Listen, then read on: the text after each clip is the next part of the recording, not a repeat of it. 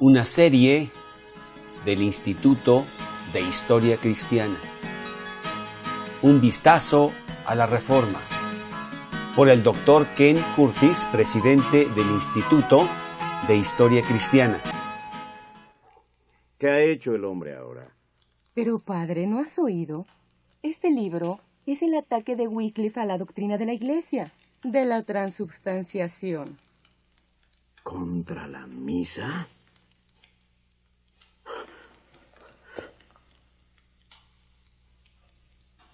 Esta vez este padre ha ido muy lejos. No me interesa, dice, no me interesa. ¿Cuántas veces he hablado por su causa? He pedido en su nombre misericordia, que sus errores se olviden. Le he suplicado a la iglesia que vea las necesidades de los pobres. Y no solo la iglesia está censurándome, soy castigado por las autoridades civiles. La Corte Real desconfía de mí y dicen que no me interesa. Programa número 1, John Wycliffe, una antorcha que alumbra el lugar oscuro hasta que el día esclarezca y la estrella de la mañana salga en vuestros corazones. Segunda de Pedro 1:19. La gente que vamos a ver y los eventos que vamos a conocer tuvieron lugar hace cientos de años, pero son fundamentales, una base importante para el mundo que tenemos hoy en día. La influencia de estos eventos están claramente en nuestros días hoy. Vamos a empezar con Juan Wycliffe, conocido como la estrella de la mañana de la Reforma. Todos pensarían que la Reforma empezó con Martín Lutero en Alemania, pero no es así. Aquí en Oxford, Inglaterra, 130 años antes que Lutero, Juan Wycliffe explotó la bomba de los cataclismos que pronto se vendrían a llevar a cabo en esa época. Wycliffe era un profesor aquí en Oxford, Inglaterra. Él es reconocido como el más grande filósofo del siglo XIV. Sus enseñanzas y el redescubrir la Biblia para la gente común y corriente desató un movimiento que sencillamente no se podría parar. Wycliffe vivió en uno de esos momentos de la historia en donde literalmente podrías oler los cambios que ya se avecinaban. Si tú piensas que ahora tenemos problemas, y ciertamente los tenemos, pues piensa lo que debió haber sido en el tiempo de John Wycliffe. La plaga, la muerte negra, estaba por toda Europa.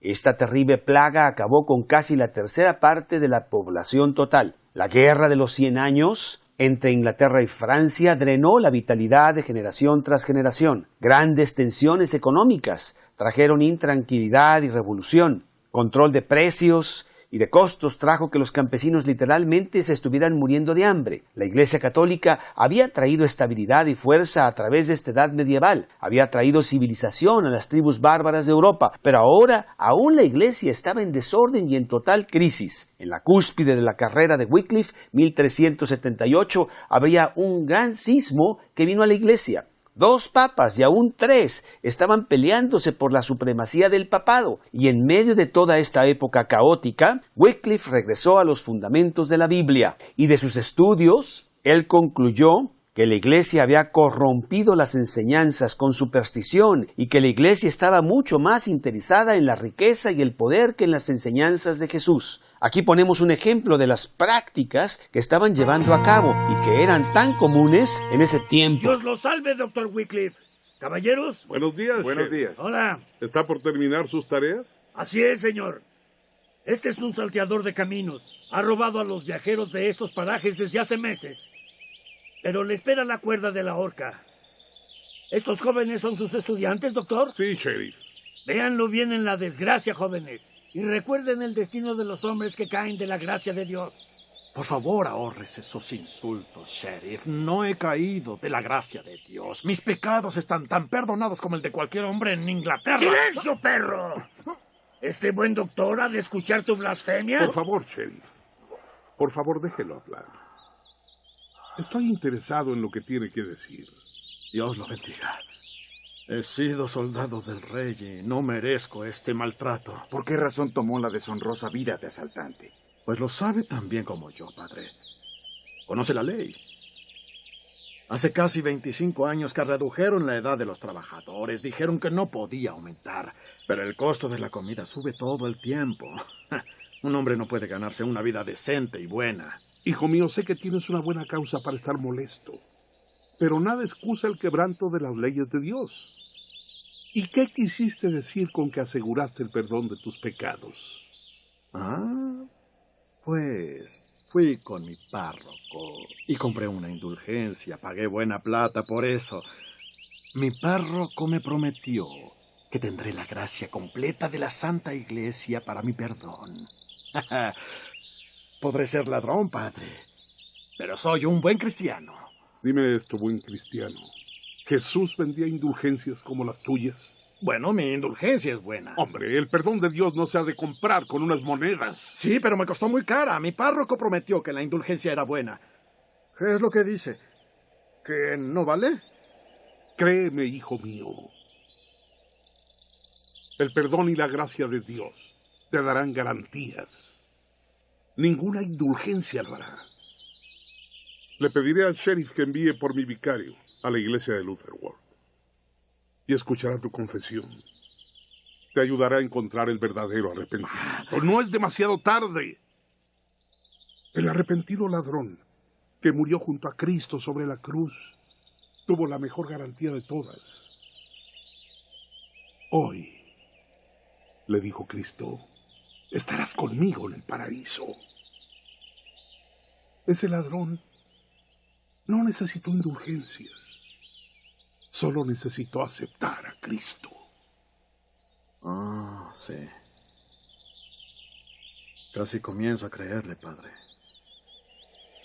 No solo la fe de los campesinos estaba ahora totalmente distorsionada, sino también el clero estaba mucho más corrupto. Líderes en la iglesia avanzaban en sus posiciones, no por devoción, sino a través de influencia política. Algunos inclusive compraban las posiciones. Wycliffe estaba harto de la corrupción que existía en la iglesia. Él cuestionaba la autoridad papal en cuestiones políticas y puso las enseñanzas de la Biblia por encima del Papa. Él enseñó que si la iglesia no se limpiaba internamente, entonces el Estado debería corregir lo que estaba mal, y por estas ideas de Wycliffe él fue condenado por Roma y traído a sus superiores en Inglaterra. Doctor Wycliffe, ya escuchó los cargos en contra suya, ha escuchado a sus acusadores. ¿Le satisfizo que su enseñanza haya sido precisamente presentada a esta corte? Solo digo que no son ortodoxas. Le haremos cuestionar por el obispo Courtenay, que ha estudiado a fondo los méritos de su tesis. Obispo Courtenay. Gracias, mi señor arzobispo. Doctor Wycliffe, nos regocijamos de que haya condescendido a nuestro llamado. Y yo me regocijo de que usted haya estudiado a fondo mi tesis, obispo Courtenay. Usted profesa, doctor, que la autoridad del gobierno humano puede ser más elevada que la de la Iglesia de Dios. Enseño que todo el dominio proviene igualmente de Dios y solo puede ser ejercitado correctamente en obediencia a Dios. Si la Iglesia corrupta o de mala manera usa sus poderes, entonces las autoridades civiles tendrán el derecho y la obligación de corregir ese abuso. ¿Quién será juez de esto? ¿Esa misma autoridad civil? De hecho, doctor Wycliffe, ¿no es esta famosa teoría del dominio una mera justificación para que la corona usurpe la propiedad y la prerrogativa de la Iglesia? No, señor, no es así, pero en cuanto a la propiedad, al ver que se refiere a ello, no hay bases en el mundo de Dios para que la Iglesia posea extremo poder material. ¿Podría ser que el doctor Wycliffe esté celoso de que no ha recibido la paga que sus grandes talentos merecen? 1/3 de la tierra de Inglaterra es posesión de la Iglesia, mi señor obispo. Tanta propiedad no es el modelo de la Iglesia. Cristo y sus apóstoles vivieron en la pobreza. ¿No haríamos bien a limitar su ejemplo? ¿Y cómo sugiere que deberíamos disponer de los bienes de la Iglesia? ¿Presentándolos tal vez a la nobleza inglesa? Estoy seguro que el duque de Lancaster y su parentela podrían ponerlas en buen uso. No, mi señor obispo, pero tengo una sugerencia. En lugar de pagar grandes estipendios al gran número de eclesiásticos extranjeros, a quienes el Papa ha designado que se abstengan de tener beneficios ingleses, la Iglesia debería utilizar mejor su riqueza para alimentar a los pobres hambrientos, la gente común de este reino. Empecemos aquí. Su propia boca lo condena, Wycliffe. Primero busca minar la autoridad de la Iglesia, la de los obispos y hasta la del Papa. Y ahora nos instruye en la mejor manera de instrumentar nuestra caída. Deja poco espacio para dudar lo que el veredicto de esta corte debe ser. Una última pregunta, Dr. Wycliffe. ¿Qué autoridad espiritual reemplazaría a la que usted tan efectivamente ha demolido? ¿Su propio cerebro enfermo? No, obispo Courtenay, la autoridad verdadera, la palabra de Dios, las santas escrituras. En esa ocasión particular, Wycliffe fue protegido por la intervención de la reina, pero Wycliffe continuó pensando, escribiendo y orando. Su posición tomó un punto de vista más radical. Empezó a cuestionarse la doctrina de la transubstanciación, que el pan y el vino se convertían en el cuerpo y sangre de Cristo, según la doctrina de la Iglesia Católica, que el pan y el vino literalmente se convierten en el cuerpo y sangre de Cristo. Esos desafíos doctrinales le empezaron a costar a Wycliffe la protección que había tenido hasta ese entonces, particularmente de su muy querido amigo, el duque de Lancaster, el explosivo Juan de Bohun. ¡No puede entrar! Esta vez ha ido muy lejos, John Wycliffe. Esta vez ha ido muy lejos. Noble duque. Vi lo que usted escribió sobre la Eucaristía. Se atrevió a atacar la doctrina de la transubstanciación. La doctrina central de la Iglesia. Sí, mi señor, lo hice. ¿Es todo lo que tiene que decir, miserable pedante? Está ahí con su estúpida inocencia. Y simplemente dice, sí, mi señor. Hombre, un ataque a la transubstanciación es un ataque a la misa. Un ataque a la misa es un ataque al fundamento de la Santa Iglesia. ¡Retráctese al instante! Mi señor, las santas escrituras nos dicen que Jesús Cristo es el fundamento de la Iglesia. No objete, doctor. Está atacando el sacrificio de Jesús. Creo que no, mi señor. La transubstanciación es una doctrina moderna, desconocida para los padres de la Iglesia. El Papa Inocencio III y el Cuarto Concilio Laterno la proclamaron hace menos de 200 años. A mí no me interesa cuándo fue proclamada. Se cree en ella, la cree toda la cristiandad. Mi noble duque, el hecho de que algo sea creído por las multitudes no lo hace necesariamente cierto. ¡Wycliffe!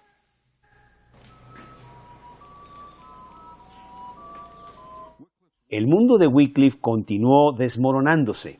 Él perdió todo el apoyo político y la jerarquía católica lo empezó a ver como un veneno mortal.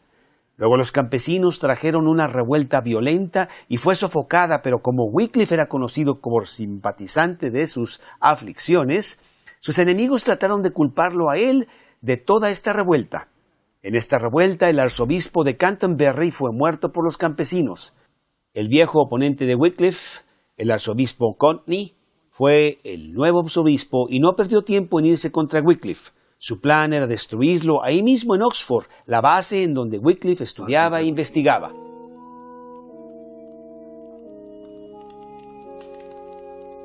Al canciller Reed de Oxford, sin demora.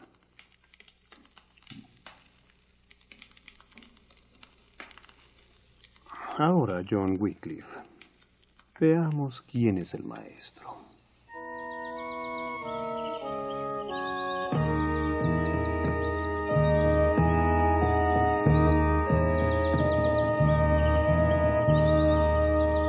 Tenía que ser así, John.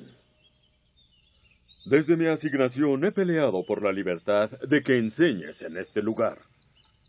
Tu doctrina es condenada por la corte papal, ya es prohibida por la corte de Lambeth, pero no podía ser.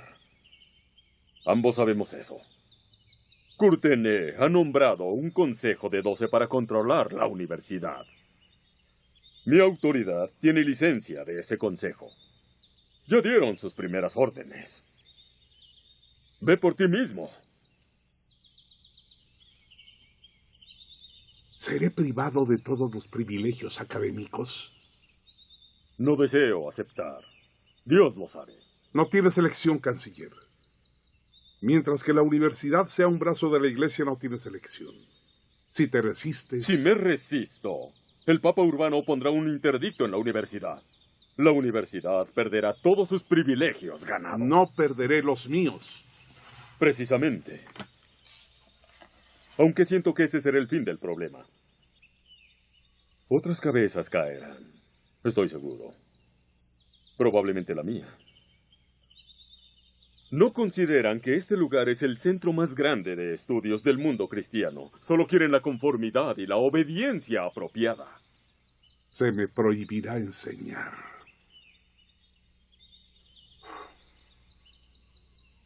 También se me ha de negar acceso a las bibliotecas para mis estudios. Es sin duda lo que el Consejo tiene en mente.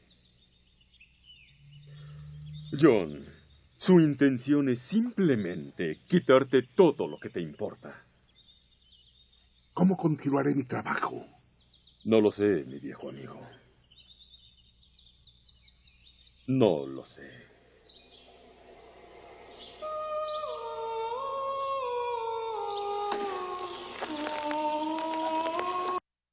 Como muchas veces pasa, una gran pérdida trae también una gran oportunidad. El poder poner una vida en la balanza y empezar en otra dirección.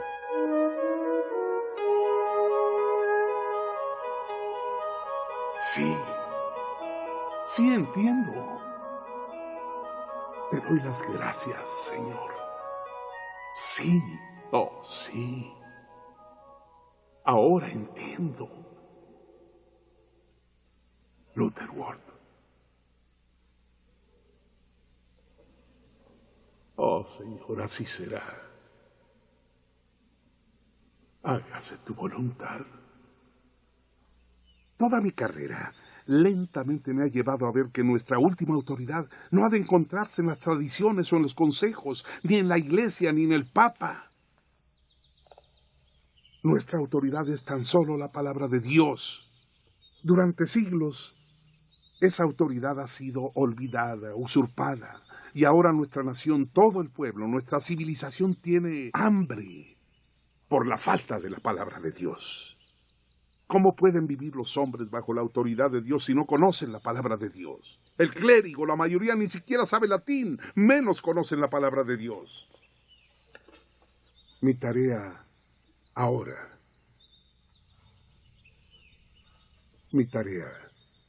si deseas, Nicholas, John, si ustedes me lo permiten, es usar este exilio para traducir las Santas Escrituras, todas ellas al inglés, nuestra lengua inglesa nativa, para que puedan escucharse y entenderse por todo nuestro pueblo.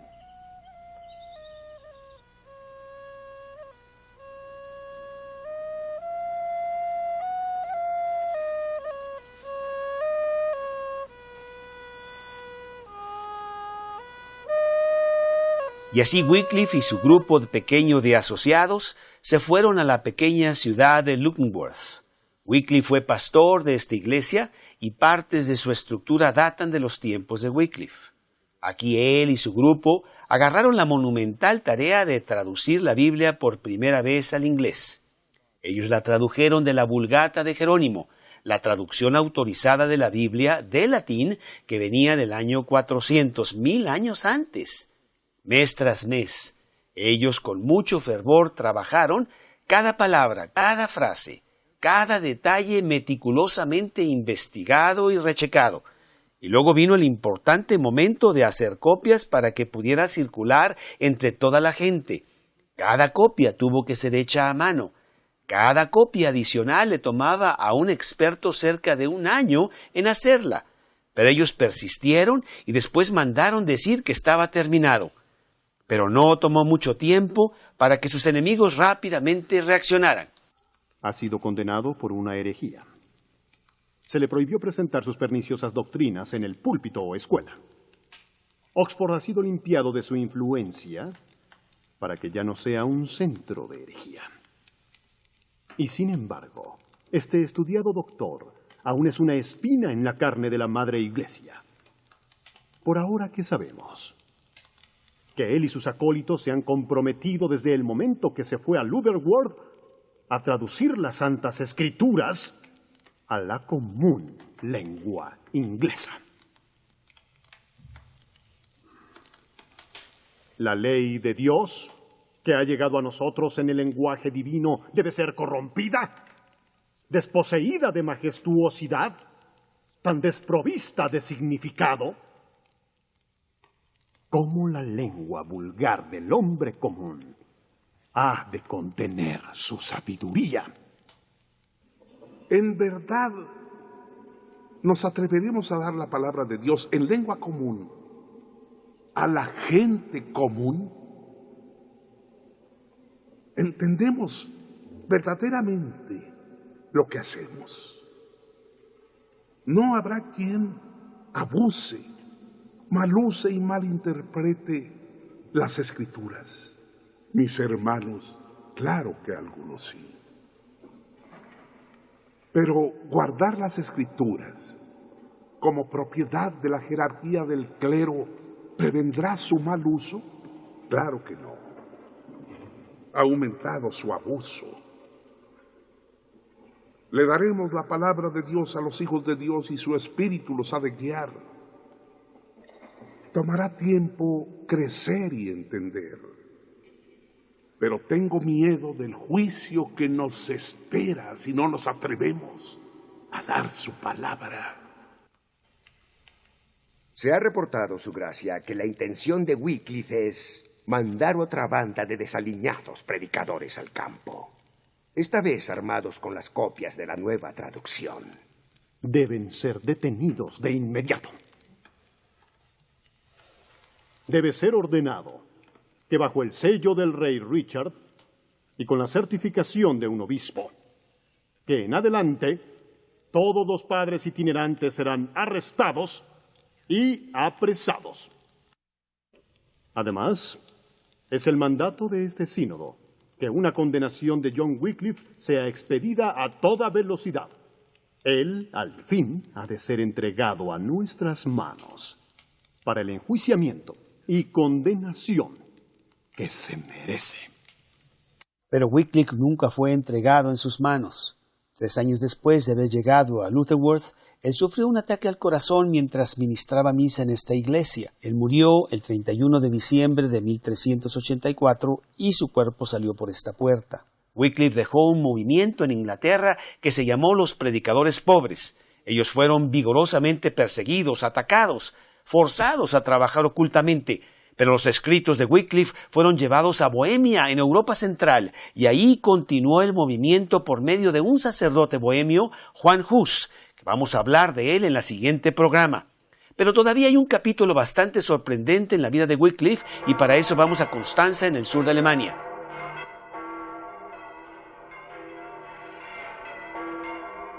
Esta es la Catedral de Constanza. Aquí los líderes y más prominentes personajes religiosos de toda Europa se reunieron para el más grande evento del cristianismo del siglo XV. Ellos habían venido para discutir sobre los problemas de la Iglesia, principalmente el problema de los varios papas peleando por la silla papal, y tener que vivir con las enseñanzas de Wycliffe porque en 1415, 31 años después de la muerte de Wycliffe, condenaron a Juan Hus y además decidieron que los huesos de Wycliffe fueran desenterrados y se quemaran. Pensaron que esto tal vez podría quitar su influencia y borrar su memoria, pero no pasó así. Acerca de Wycliffe, la crónica Fuller escribe las siguientes palabras. Quemaron todos sus huesos y los enviaron a Swift, un riachuelo cercano al lugar. Así, este riachuelo envió sus cenizas a Avon, de Avon a Severn, de Severn a los mares estrechos y los mares estrechos al ancho mar. Y así las cenizas de Wycliffe son el emblema de su doctrina, que ahora se ha dispersado por todo el mundo.